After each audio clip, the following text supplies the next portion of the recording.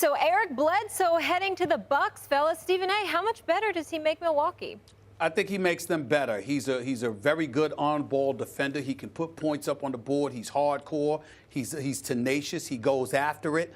He can play the point position, and he just adds another dimension to the Milwaukee Bucks. We like Brogdon and others, but at the same time, you don't have a Bledsoe on your squad, and to have somebody like him with the Greek freak, I think makes them incredibly formidable. I'm still not going to put them as the second best team in the Eastern Conference, but I will tell you he helps that cause tremendously, and if Milwaukee advances to the conference finals, it wouldn't surprise me.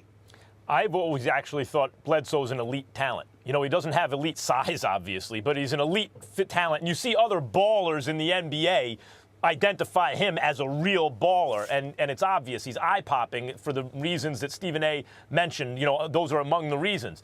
It's a little bit curious because the Bucks really are, if anything, have set the trend toward going longer and taller and bigger at every position, and that's clearly not the case with Bledsoe, but I think this reflects the fact that he could get out of Monroe's deal where they weren't going to re-sign him anyway, get something for him that makes them better now, while Thon Maker is developing their 7'1" center, because the reason the Bucks aren't better right now is because the trajectory of Maker's development, or McCord, correct pronunciation, is not going quite like in a linear way up. Right?